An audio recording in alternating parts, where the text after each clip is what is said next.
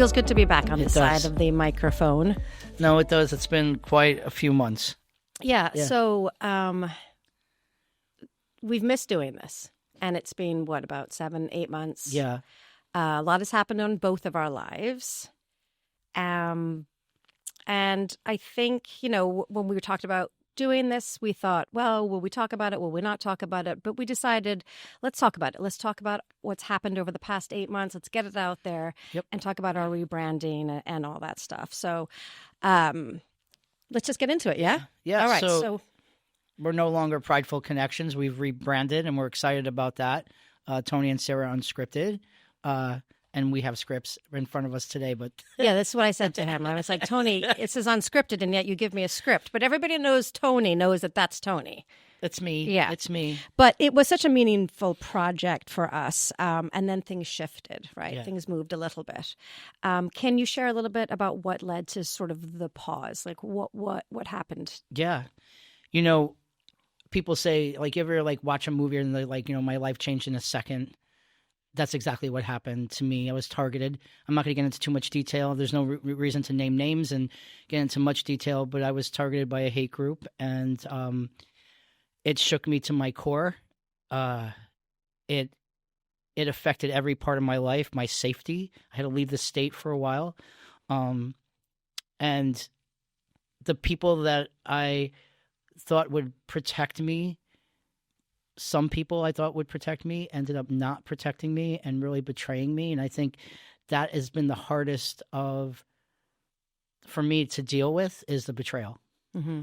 So it was super painful, and I'm glad we're talking about this for a few reasons. But one of the reasons is to thank you, because you really, I don't know what I would have done if it wasn't for you keeping me updated on what was happening on social media. I had to drop off of the earth. I really did. I had to drop off the earth. And at that time, when I was doing that, I was in such a fight or flight. I have never in my life experienced that magnitude of fear. Which is incredible to me, Tony, because you have experienced a tremendous amount in your life. Yeah.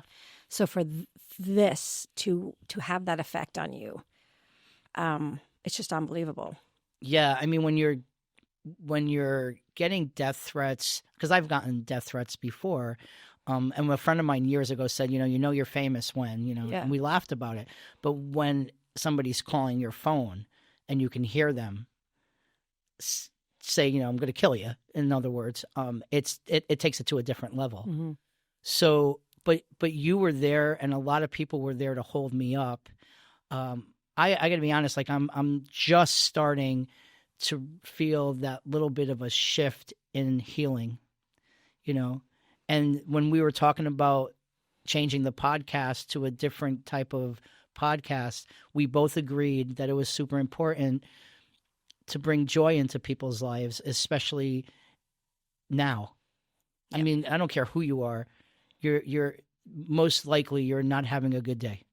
Mm-hmm. So if we can bring joy into people's lives, and a lot of people's like, how can you be joyful when all this, stuff is going down? Well, joy isn't erasing what's happening. Joy helps you survive what's happening. Right.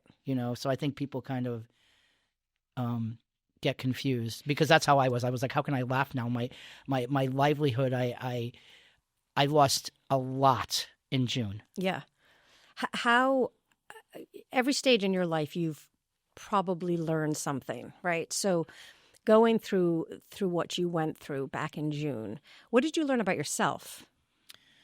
I learned that I had a hard time leaning on people, but I also learned I thought it was really cool what I learned. I learned that when all this was going down, and you were one of the people who were saying, what can I do for you? How can I help you? And I was like, I don't know. And I didn't like giving people that answer, but I realized the reason why I didn't know is because what I needed, nobody could give me. Mm-hmm. What I needed was to feel safe. What I needed was to know that I wasn't going to lose my job, and I ended up losing that job, as you know. So what I needed, nobody could give me, and I had to rely on allowing the community and my friends to hold me up, because I'm usually the person doing that. So to be in the other seat, since I transitioned 20 years ago, I've always been the person that held other people up, and I never put myself first. And I learned that I need to put myself first, and that's been the hardest for me. I remember, because you worked a lot with children. Yeah. And I remember you getting some pretty meaningful texts.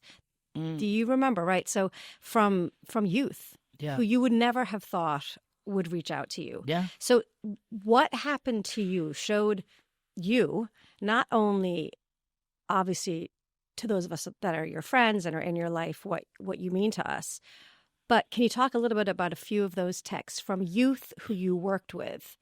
Like, they got on the wagon with this. Well, what did they say to you? You know, there was one, that was a hard question to ask me. It's very emotional for me. But there was one in particular that hit my heart. Was, I'm not going to name him. Yeah. But I sat with this child in psych units. I been working with him and trying to support him since he was 6. He's now 18, and he wanted to take care of me. Sorry. That to me was full circle. And just like the outpouring of even families and people trying to financially help me, it's very overwhelming for me to receive that, but I do feel it, and I appreciate everything that everybody's done. But when the kids started reaching out, it's a whole other. Yeah. It hits my heart in a different way, as you can see. Oh, absolutely. These are kids that you've made a difference literally in their lives, right? And I'm pretty confident their parents didn't say, "Hey, would you reach out to Tony?" They did this on their own, which is incredible for kids. So you and I talked a lot about what we were going to do, what we were, we both missed doing our podcast, and we talked about what did we think was going to be the next thing for us. Yeah. Tony and Sarah Unscripted is what we came up with. Yes. If you can talk a little bit. Not Sarah and Tony. No, I know. I know. And do you know why? That's how I am, though. I didn't put myself first. Yeah, I said to you, I did. No. But I said to you, Tony and Sarah, because it just sounded better. But also, I would like to talk about what it means to me to do this. But first, I'd like to ask you that. Like, why do you think that this was a good thing for us to do, Tony and Sarah Unscripted? Yeah, because I don't want to be scripted, even though I'm scripted today. I just think we got so much out of that. Like, I get so much out of helping my community. That's all I've done since I transitioned. I've helped other people. I get, like, when I'm learning something, like how to heal through this, I'm saying, okay, I'm going to use this tool, but after I'm done with this, I'm going to share it with other people. So I think, like, this podcast is, I want to bring joy to people. Now, listen, we're not saying that it's going to be all laughs and stuff like that, but certainly it's not going to be just hard conversations. Right. Yeah. I think so, too. I think that there's so many stories out there that I wanted to bring to our podcast as well. You and I talked about how going from where you were and where I was not so long ago with my son to finding the strength and courage to continue on and, move on and find joy still in life, and how you do that. And it brings so many people to my mind who have gone through some very, very difficult things and have managed to come out of it stronger and actually doing meaningful work in this world based upon things that they've dealt with. Yeah. And I think it's so important, because we're all going through such difficult times, to have people on who can kind of say their story and say, all right, this happened to me and it was dreadful, it was awful, it was terrible, but this is how I got out of it, and this is what I got from it. Our lives are often, they are unscripted, right? Our lives are unscripted. We think we know what's going to happen. We think we know where we're going with our lives. We think, what our children are going to be like. And then just in a second, everything can change. Yeah. Like the what I'm working on now, because, I've been healing in chunks. Like I just been trying to heal in a way that I'm being kind to myself. And that's really important. Like, I'm not trying to look back and rewrite my my past, like, why did what happened? Why did and go through every single conversation that I had with people prior to this event happening in my life. Yeah. And then during the whole, the heart of it, when I wasn't in the state and I was, navigating what the hell am I going to do with my life? That's the hardest thing, is how do I show up? Because I was always present with my community at events, up at the Capitol. I was always somebody who was asked to speak, and I brought a positivity vibe to those spaces. I don't feel I do that anymore. I haven't showed up.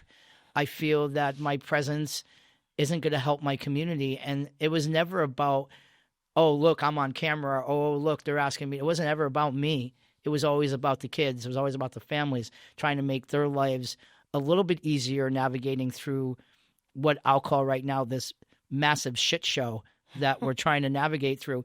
So I need to show up in a different way. It's going to look different, but I feel like I'm getting closer and closer to where I want to be. And this podcast is absolutely part of it.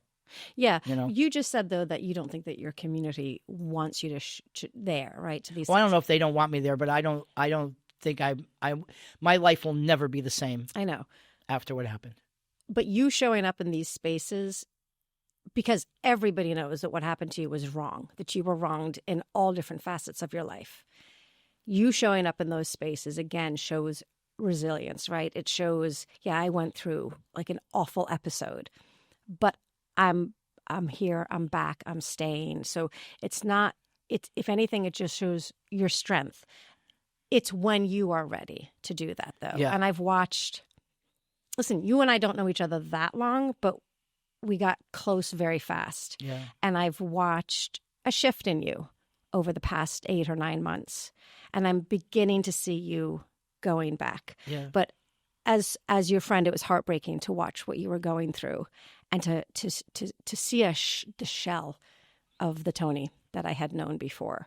I see you rebuilding that, right? I see that shell coming back, and I know it's going to take time, but I'm really, really proud of you. Thank you. And know you got to remember that your whole community is around you, and not only your community, but like when I tell people that my friends who are not part of the community, they can't, because they listen to our podcast, they are blown away about what's happened to you, blown away, and it makes you realize the power of social media, right? The power of AI, right? The power of taking a video and falsifying it, which is exactly what happened with you.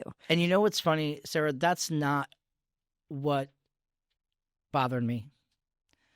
It's losing my job that bothered me, and I'm not going to get into that at all. But that is really the betrayal.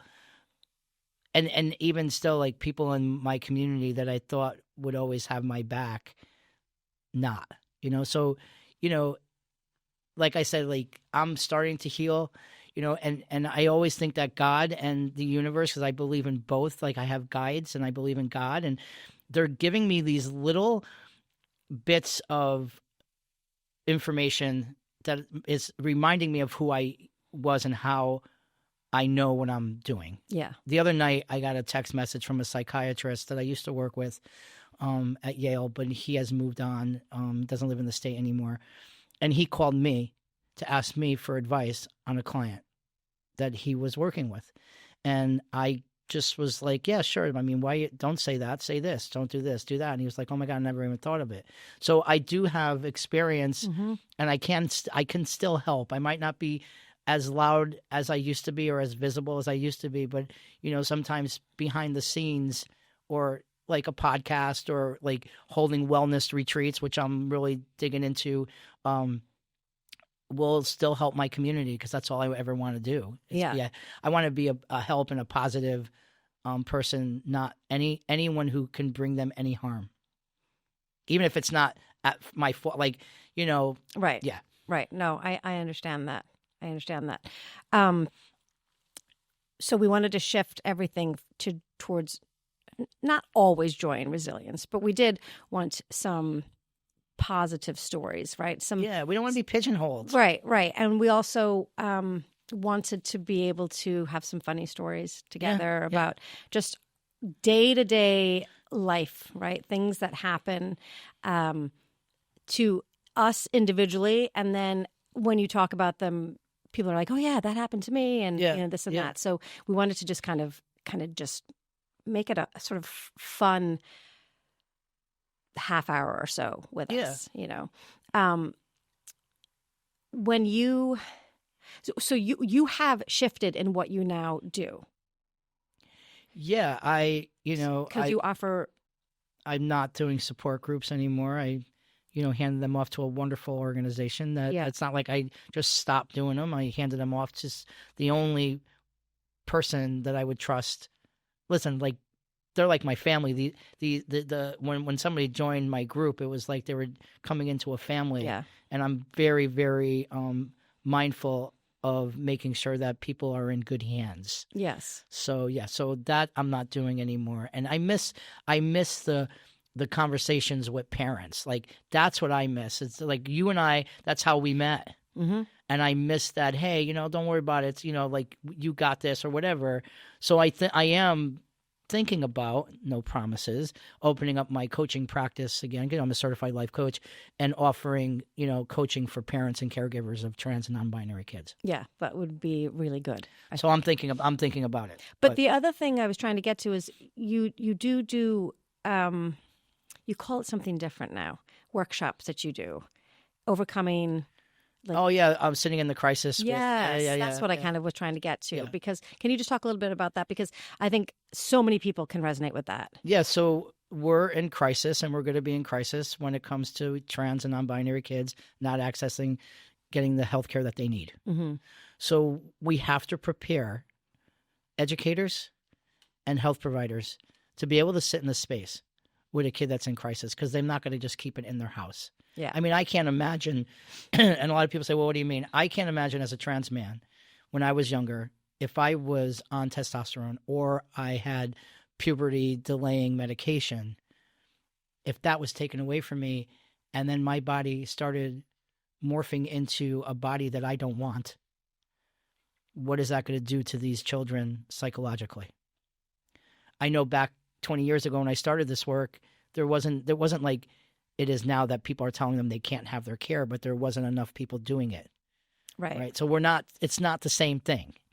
It's not the same thing as it was 20 years ago. 20 years ago, we didn't have rights, and now you're taking the rights away. Right. It's a totally different vibe.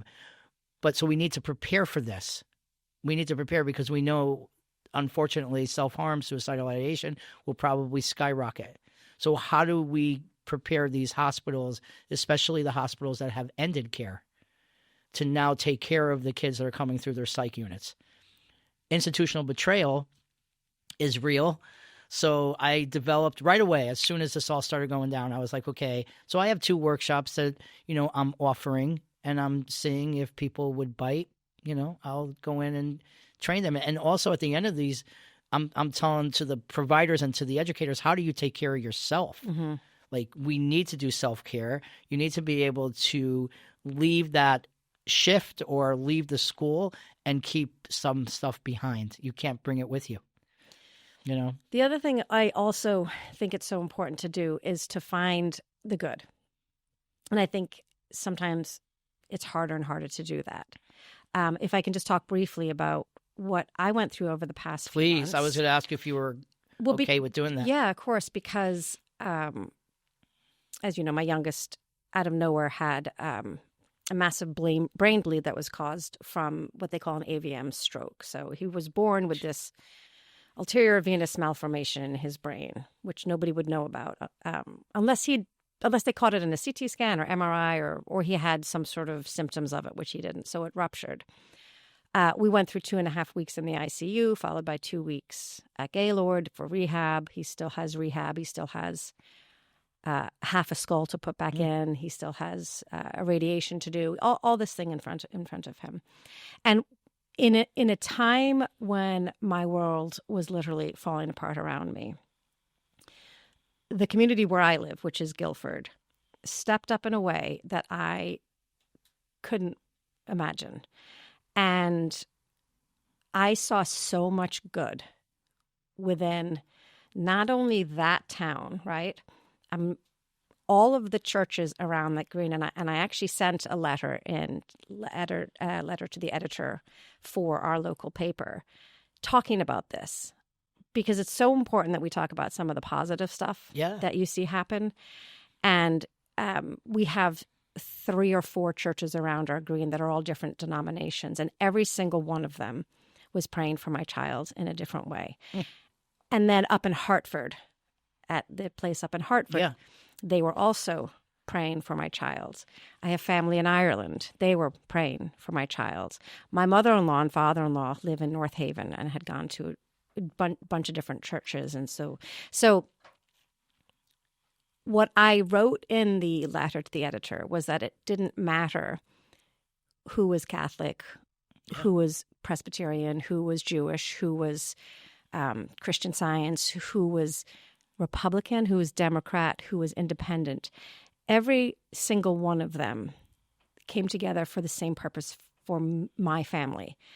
And it meant so much to me. And it was so quick for me to say, look, this is the good. Like this, I try to remind people, particularly my son, my youngest, who obviously is transgender, has been going through all that, then was hit with this thing where his life was abruptly changed. He questions sometimes, what the hell? Where's the good? Where is this and that? And I try to remind him of all this. There is a lot of good in this world. Yep. There really is. The problem is it's not news enough worthy, right? So you get all the negative stuff constantly. You get all the terrible stuff that's happening, and it comes on your feed, and it comes on your TV, and it comes on Facebook and Instagram and Twitter and everywhere, and you're just bombarded with all this negative, horrible stuff that's happening. It's hard sometimes to find the good stuff, but it's there. I know there's because my story is just from Little Guilford, Connecticut. There was other stuff that happened. One of my friend's child ended up in the same ICU around the same time. I remember that. And she also got support from family and friends in Guilford and beyond.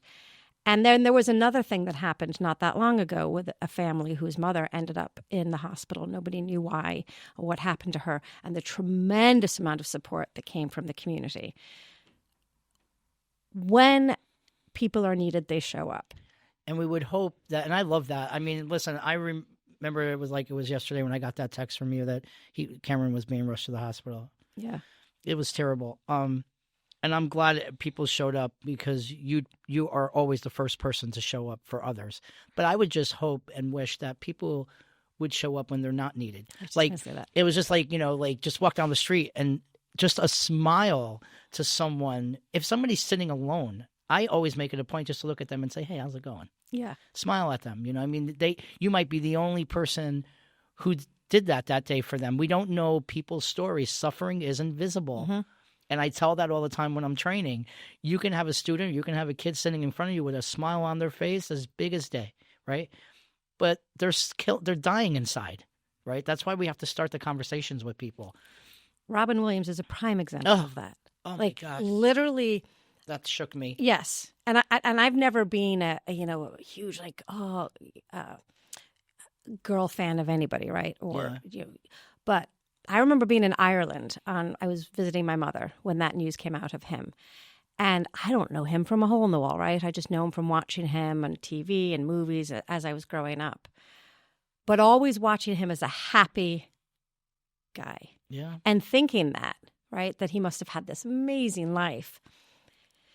And to see that wasn't the case, like that really stops people in their tracks to say, as you say, you don't know what people are going through. You have no idea what their lives are like. And I think with social media now, and everybody's putting smiles on, everybody's having such a great life on, Facebook or Instagram or wherever you connect to. But the reality of it is that's not true. Right. So when people that are going through stuff like I was going through, and I'm looking at them, I actually dropped off social media, but I was like, I remember just walking or being in a space and looking around saying, God, I wish I can be as happy as them. Like, why am I going, like, it was a victim energy there for a while. Yeah. Like, why did this happen to me? And, why can't my life just be like it was an hour ago? You know what I mean? So, yeah, I think I would love to see people just show up when you don't. When you don't have to show up. And that so makes sense. 100%. And that's what I was going to say, right? People are there when needed, but we need to do more than that. A funny thing, not funny thing, something that Cameron said that just resonated with me was that he got to see how much he was loved by so many people.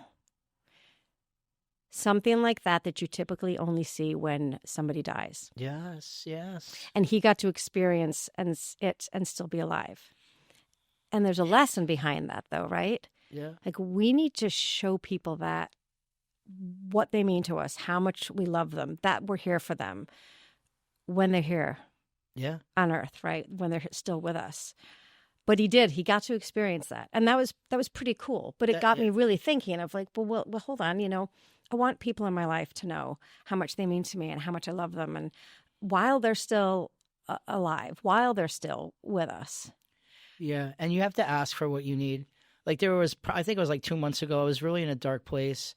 And I posted on Facebook, if I've helped you or if I've made you smile, I've done something positive. I forgot what the post was. Yeah. Let me know.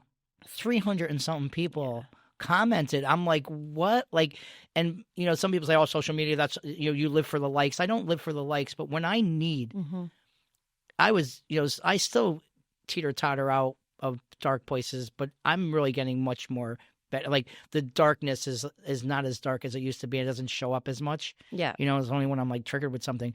But when I need my community to say, okay, Tony, you did help. You're not a jerk. You're not forgotten. My memoir, came out late last year. Late the year before.